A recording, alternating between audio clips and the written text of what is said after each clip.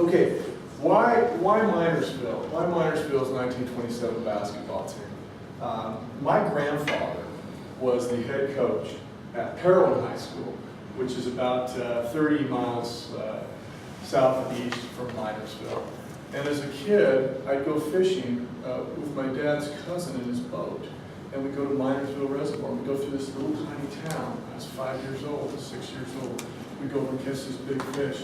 And later on in my life, about a dozen years later, I was rummaging through these programs from the Utah State Basketball Championships. In the very back, they have the past champions. And the past champions, right there in 1927, it says Minersville. And I'd gone to this place as a kid, and I thought, Minersville, that's so tiny. And I'd go through there with my dad, and I'd say, surely Minersville must have been a lot bigger. It must have been a big town, and it lost all its population. And he said, no, it's been the same size forever. And so they go into the state tournament, 16-team tournament in 1927. And in the final game, they play LDS High. And LDS High is here in Salt Lake. It's one of the biggest schools in the state. There's over 1,000 students at LDS High. There's 45 in Minersville. And of that 45, only 15 are boys. There's only 15 boys in this high school. So now I'm really intrigued. And I'm looking here at the fact that in 1927, there was only one basketball classification. It was one winner take all. Now it was 73 schools. Now there's 133 schools, and there's 5 basketball champions. So it's much more difficult to win. And I love this idea of the David versus Goliath story. This photo over here on the right side of your screen is what was the Genealogical Society. It was LDS High back in the 1910s and 20s up to about 1930. And that building was across the street north. It was on North Temple. That faced south. It's across the street from where the existing church office building is today. Minersville was out of the way then, it's out of the way now. You guys all remember from high school the 5 themes of geography, I'm sure. Location, place, human environmental interaction, movement, and region. And the location of Minersville is west of the I-15 corridor. It's only about 20 miles west of the I-15 corridor, but it's hugely removed. The only way you get there, as my friend David knows, is to drive south of Delta on State Road 130, and it's about 80 miles, and it's about 35 or 40 miles from Cedar via the same road. So it is out there, location-wise, in the middle of the Great Basin. The place, what's the place like? And it's at the edge of the Great Basin. I'll show you a quick picture. You guys know what that looks like. Real short vegetation. The mountains are out there. There's a lot of geology that's visible. The human environmental interaction. What happens between human beings and the land? Minersville has over 50% of its population works in the agricultural industry, and there are just very few places left in the United States where 50% of the people work in the agricultural industry. Movement talks about how we all move around and our cultures, are sifted together worldwide. Of the players on the Minersville team, if you take their last names and look through the phone book, more than a third of the families in Minersville today, in 2013, are the same names as the young men who played in 1927. So not a lot of movement. The region, when we talk about region geographically, we talk about what's it similar to nearby? What's it like? And the answer is there's nothing. Minersville is a small Mormon town. The closest town to it is Milford, which is about 7 miles away to the northwest. But Milford's not a Mormon town. It's a mine town. It's a railroad town. So there's not a lot of interaction between Milford and Minersville. The kids in Minersville today go more than twice the distance over to Beaver High School because culturally I asked some of the local townspeople, so culturally it's a lot more similar to Minersville than it is to Milford. So, it's out there. Physiographically, real quick on the Utah provinces, if we're gonna, this can be argued, I just put this map together. But Colorado Plateau, if we talk about it, has about 100,000 people today, 2010 census. If we look at the, what's the Rocky Mountains, primarily the Wasatch Front, Washington County, southern Miami County, that's about 2.8 million of our population. And out here in the Great Basin, a third of the state, if we have Tooele County included in that, the bedroom communities of Grantsville and Stansbury and Tooele, there's about 60,000 people in the Great Basin. But if we take Tooele County away, there's about 7,000. So this entire area, since Tooele County, is just, there's virtually zero population out there. I want to set the table here for what Minersville is like. It hasn't changed much. There was 800 people in Minersville in 1930 U.S. Census. In the 2000 census, there was 800 people in Minersville. It hasn't changed much. Great Basin, typical topography with the with the rocks, the geology that's right at the surface, scrub brush until you get above 7,000, 6,000 feet with pinyon juniper. This is a picture today of Minersville on the right side of your screen. That was the general store when I was a kid. You go through, and on the way to Minersville Reservoir, you stop there and get, I'd get some candy, so I'd shut up on the boat. Very typical small Mormon town. Center Street and Main Street bisect, 1st, 2nd, 3rd, that's the north and south. And it goes to about 4th west, 3rd east, maybe 4th south, and 4th north. Still very tiny. What was happened in 1927 worldwide, Philo Farnsworth, it was a good year for Beaver County. This was the first electronic transmission of television, was in 1927. Spirit of St. Louis, Charles Lindbergh, jazz singer, first talkie in the Model A from Henry Ford, took over from the Model T. This is a picture of the building that was Minersville High School. It was built in 1910.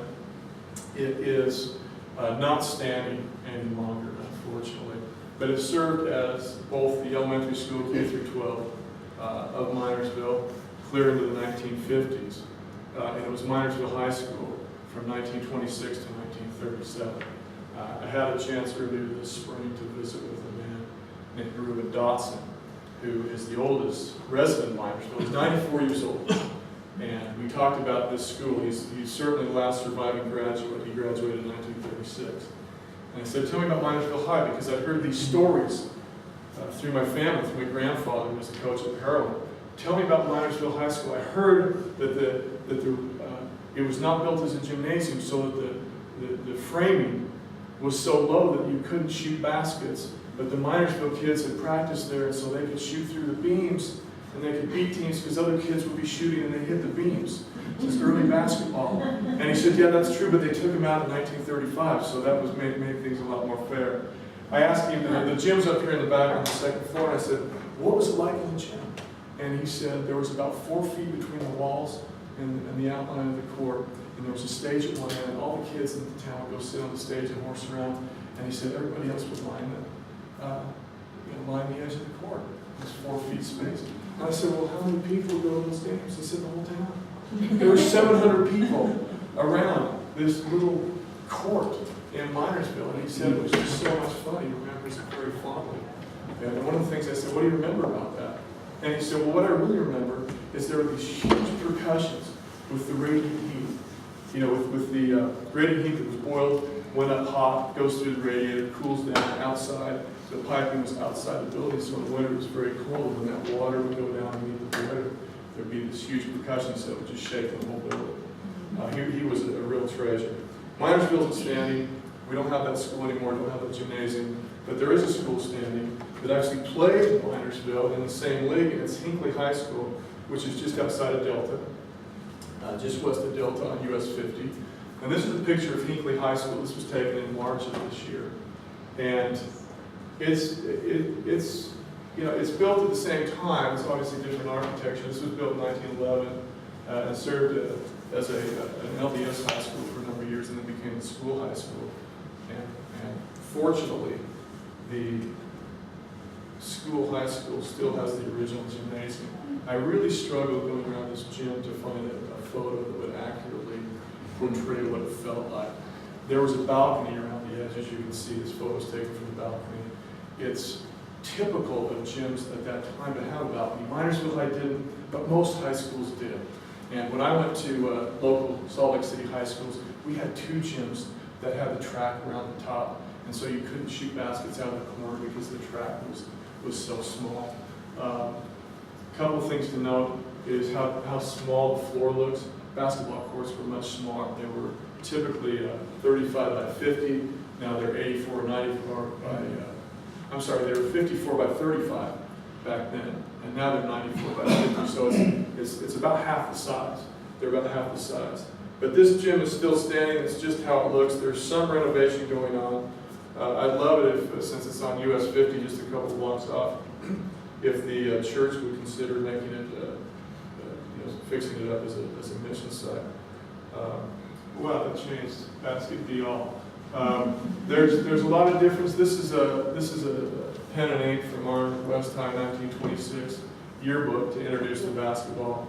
You can see the gentleman, the cowboy. He's up on the balcony there cheering it on. Things have changed a lot. You can see there's a backboard. I brought this up. That's what I usually smack my kids with. Of course, you can't touch them now, but anyway, there's the backboard. Backboards weren't always there, but what happened is people from the home teams would go up and the shots would go up and they'd slap it away. So backboards were invented to keep the local teams from having an unfair advantage. There's a jump ball. These players are in the midst of a jump ball. There's a jump ball after every basket. And there's also a jump ball when the basketball would go out of bounds. You can only substitute once a game. And the basketballs were very different until 1929. They were hand sewn. And this is a picture that I was lucky enough to take earlier this year. That's the basketball they won the state championship with. It's a pump basketball, but you might imagine how the seams weren't very clean. And the inflation device wasn't perfect. And so you bounce this basketball, and it wouldn't bounce true. It would bounce over and back. Not quite a football, but certainly not what they are today. Here's the back of that basketball. You can see where it's hand sewn, and this is the right here is where you would inflate that basketball. That basketball has all the scores of the state tournament and the names of the coaches and players. So let me talk briefly about the state tournament. For those of you that don't recognize this, it was torn down in 1962. That's the old Deseret Gym. The old Deseret Gym is located there near 47 East South Temple in the Hotel Utah, Joseph Smith building. The north side of that would have been those reflection pools that are there now, part of the new church office building, new from 1970. Deseret Gym seated 3,500 people. And the people were directly on the floor. They had, here's a photo of it from a few years later. But you can see that there's a balcony up here where spectators sat, and that balcony actually went over the seats that were on the floor, between the end lines. And if you look at this, you can't really see it, but this right here, that's the end of the basketball court. And you can see this gentleman's feet are within about 2 feet, and that's how all the old gyms were. Even the high school gyms that I played in, some of them had the seats, and the spectators were that close to the action. So Minersville goes up. They win their league, and everybody says, well, this is just a tiny team. It's not very important. They won all their games in the league, but they're going to come up against the big teams on the Wasatch Front, and they're probably not going to do so well. So in the first game, they're scheduled to play Logan High. And all the newspapers at the time say, well, Logan's winner of the Cash Division. They just have smashed North and South and Preston, North and South Cash High Schools. Just crushed them. They're clearly a big favorite in this game. And Minersville goes out, obviously, and beats them pretty easily.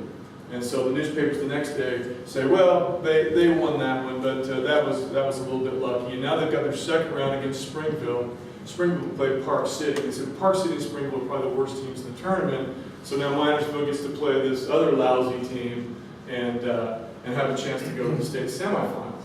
So of course they win this game, pretty easily. And then they're in the semifinals, and the newspapers at this time are writing about how the semifinal of Minersville versus Manti is really for the consolation prize. And the other bracket was LDS High and Dixie. And it was generally agreed that these were two of the best 3 or 4 teams in the state. The newspapers say, well, whoever wins this game is be coronated the next night at the state championship game. They'll beat Manti or Minersville easily. There's no reason to even play the game. And every sports writer is saying this in the Salt Lake Telegram, the Ogden Standard Examiner, and the Iron County Record. They're just saying, well, it's been a great run for Minersville, but it's over. And LDS and Dixie have a game that's kind of a surprise. LDS just blows them away. They win easily. And so LDS has gone through. Dixie was undefeated in their first round. They played Bingham. Bingham was undefeated. Murray was their second round. They were the champions of the Middle Valley Jordan Division. They were a really good team. They played Dixie, one of the top teams. So everybody said, well, they played this really tough lineup of teams. They played this tough lineup. And Minersville had been over here. They won their first game, but then they played these weak teams. And in the newspapers, gee, it's a shame that all the good teams were on one side. Those 8 teams had 4 or 5 really good teams. And over here, Logan was a good team, and nobody else was worth it. And they lost the first one.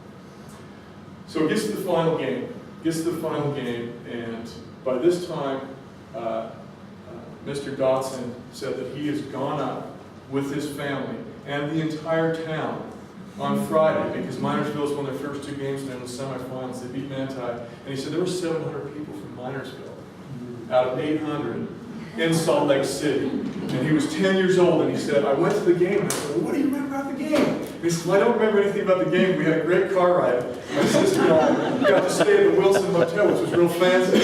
And I said, well, that sounds interesting. And I sure wish she knew a lot more about the game and remembered it. But I can't believe that there's anyone else that's still alive that attended that 1927 championship game, whether he remembers it or not. So early in the game, there's a few people. There's 700 people. There's 3,500 from Minersville, and then there's a few, obviously, some LDS high school fans. This is LDS High School's home court. This is right across the street. This is where they practice and play. This court's a little bit bigger, not quite as small. This is all their fans. This is home. They just get out of bed. They can wander over to the Deseret Gym. And they go there, and Minersville starts, and this is all from the newspaper accounts at the time. Minersville starts this game, and they are just ready to play. And they go out to a 10-0 lead, 10-0. And they're just playing very hard. And that was in the first quarter. As the second quarter starts, LDS starts to catch up a little bit. And it's 12-4 at halftime. And the third quarter goes, and LDS catches up more. And it's 16-11.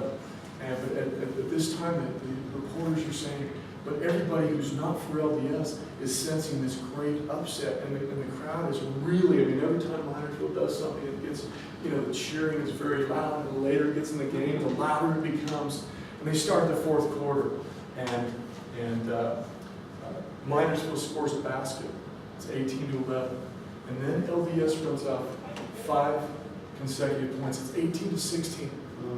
It's 18-16. Everybody's LDS. They got a couple minutes left. It's over. Minersville wins the next 2 jump balls. They score both times. It's 22-16. There's just a minute and a half left. LDS gets the next tip. They're all-star. The guy who was the MVP the year before gets the ball, he goes in for a basket. He scores his foul. It's 22-19, there's 30 seconds in the game. The ball goes up, Minersville gets the tip, and their guards, there was no half-court line where you had to get across. Their guards go in the back, and they're passing the ball around. And the LDS kids are frantically trying to chase him, and they can't catch him. And the buzzer goes off, and the place goes insane, because here is this huge upset. A school with 15 boys has beaten the #1 team in the state. They hadn't lost in 2 years. They were state champs the year before. And here they did. Here Minersville came in and won the game. There was an article in the paper the next day by one of these reporters who had just completely disrespected Minersville the entire tournament. And he said, this is very special. He said, this game is something that may never happen again. It's such a huge upset. And here are the guys. This is the 1927 team. This was only 10 of the 11 kids that played. 11 kids were on the team, so I don't know where the 12th one was. But quite a story in the history of Utah. You know, a lot of people say, "Oh, this is just like Hoosiers," and I say, "No, it's not like Hoosiers, because this really happened." Hoosiers is kind of loosely based on a team that didn't win the state championship. This team actually did win the state championship. I had a lot of help from the good folks at Minersville, particularly Reuben Dotson, who's the 94-year-old gentleman. Wayne Gillen's dad was the all-star for Minersville. And the thing that I'll leave you with is this LDS team was so good, there were 10 kids that were chosen to state. 10. And of those 10, 4 were from LDS High. 4 of the 10 kids that were the best players in the state were from LDS High. It's unprecedented until this past year when Lone Peak High School was named the national basketball champions. This is probably the most important Utah basketball event, in my opinion, since this year. So, thanks very much.